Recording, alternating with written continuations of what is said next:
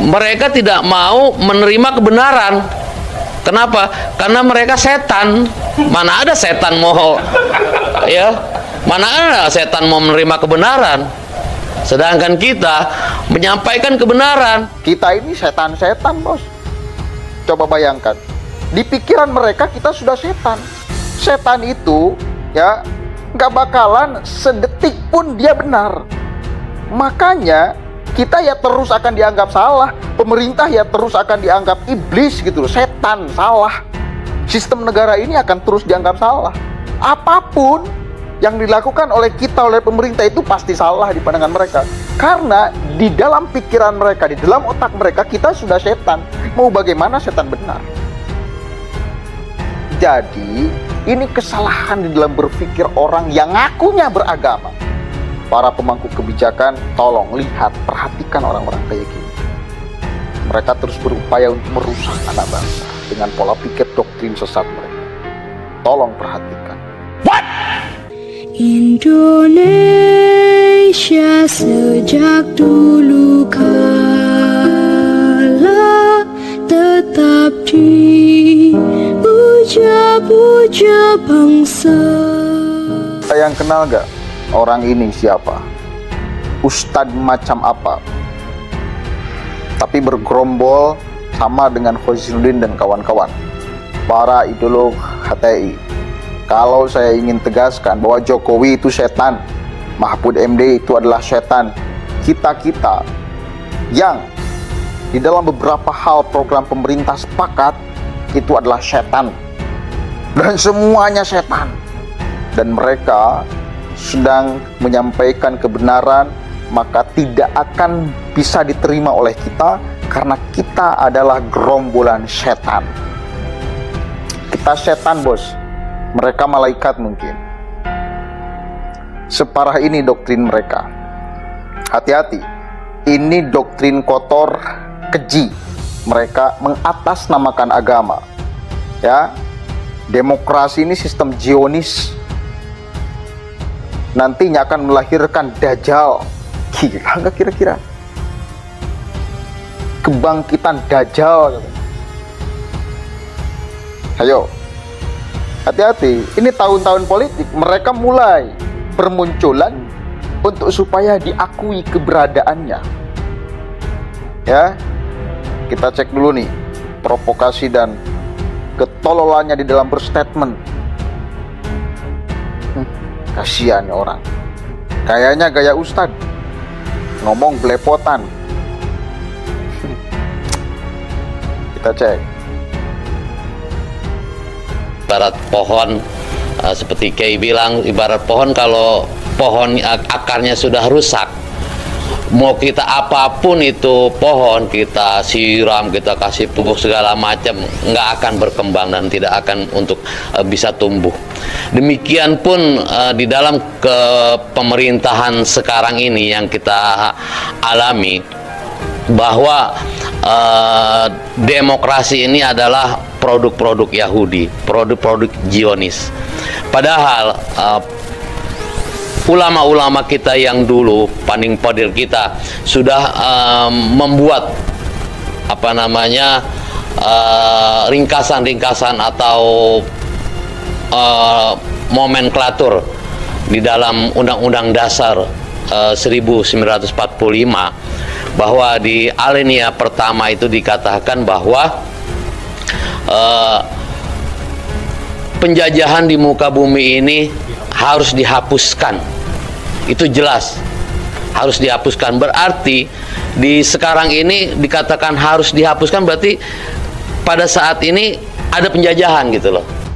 Coba dibayangkan, di pikiran mereka kita sudah setan. Setan itu ya nggak bakalan sedetik pun dia benar. Makanya kita ya terus akan dianggap salah. Pemerintah ya terus akan dianggap iblis. Gitu tuh. Setan salah sistem negara ini akan terus dianggap salah. Apapun yang dilakukan oleh kita, oleh pemerintah, itu pasti salah di pandangan mereka. Karena dalam pikiran mereka, di dalam otak mereka, kita sudah setan. Karena harus dihapuskan. Itu adalah nomenklatur dari para ulama-ulama kita. Dan di situ nanti di endingnya itu adalah penyambutan Imam Mahdi. Kenapa dikatakan penyambutan Imam Mahdi? Endingnya secara singkat, karena yang kita jalani adalah syariat agama Islam. Karena kita tahu bahwa di muka bumi ini Allah memberikan yang hak dan batil, selalu berpasang-pasangan yang hak dan yang batil. Dan yang batil tidak akan bisa bersatu dengan yang hak. Demikian pun sebaliknya, yang hak tidak mungkin bersatu dengan yang batil. Dan di sisi lain ada lagi produk satu, adalah produk Zionis, yaitu adalah demokrasi. Jadi ada dua hak dan batil ini sebenarnya. Kita tinggal memilih yang mana yang kita pilih. Yang hak adalah para pencetus ulama-ulama kita pada saat itu membentuk atau membuat Undang-Undang Dasar 1945. Banyak alinea-alinea dituangkan di situ. Dan yang satu lagi adalah sistem Zionis, yaitu sistem demokrasi yang sekarang kita jalankan di negara kita ini. Itu adalah nanti pada endingnya adalah menyambut kedatangan Dajjal, seperti yang sudah sekarang kita alami, bahwa demokrasi ini adalah membentuk atau membuat banyak koruptor, banyak penjahat-penjahat politik, dan bahkan rejim sekarang ini adalah kita paham semua adalah rejim sekuler, rejim yang tidak mau dikritis, tidak mau dikritik. Apabila ada suatu ormas, ada suatu ustadz, ada suatu ulama, ada suatu partai yang mengkritisi, maka seperti Kiai tadi bilang, mereka akan membuat tindakan, membuat gerakan yang untuk membungkam. Artinya apa? Garis besarnya bahwa mereka tidak mau menerima kebenaran. Kenapa? Karena mereka setan. Mana ada setan mau mana ada setan mau menerima kebenaran? Sedangkan kita menyampaikan kebenaran. Kita menyampaikan kebenaran, maka kita dikriminalisasi. Ini makhluk-makhluk para ideolog HTI mulai bermunculan. Sasaran ucapan dia itu kepada orang-orang awam yang nggak ngerti agama, nggak paham agama, nggak ngerti demokrasi, nggak paham demokrasi. Itu sasarannya ya. Dan mereka supaya dianggap sebagai pejuang agama Islam, pejuang kebenaran. Itu ingin ditegaskan, ya. Itu supaya menjadi framing publik bahwa mereka itu para pembawa kebenaran. Mau bagaimana? Setan benar, jadi ini kesalahan di dalam berpikir orang yang ngakunya beragama, para pemangku kebijakan. Tolong lihat, perhatikan orang-orang kayak gini. Mereka terus berupaya untuk merusak anak bangsa dengan pola pikir, doktrin sesat mereka. Tolong diperhatikan. Padahal faktanya para pembawa kehancuran.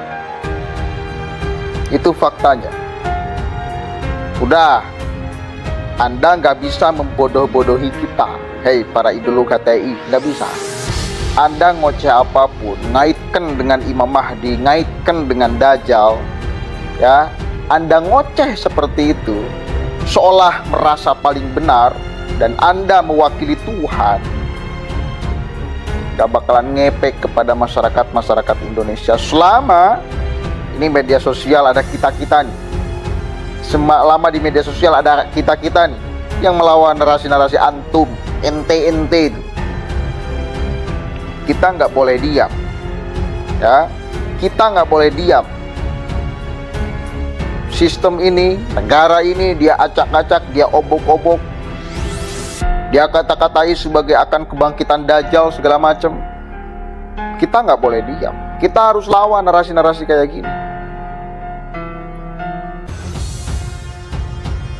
Apa coba poin yang ingin dia dapatkan?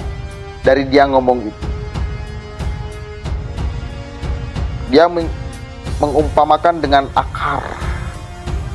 Kalau sudah rusak ya rusak. Dia ingin mengatakan sistem negara ini ya rusak. Sistemnya nih, bukan oknum orang. Bahwa kemudian ada orang yang korupsi, ya itu oknum orang.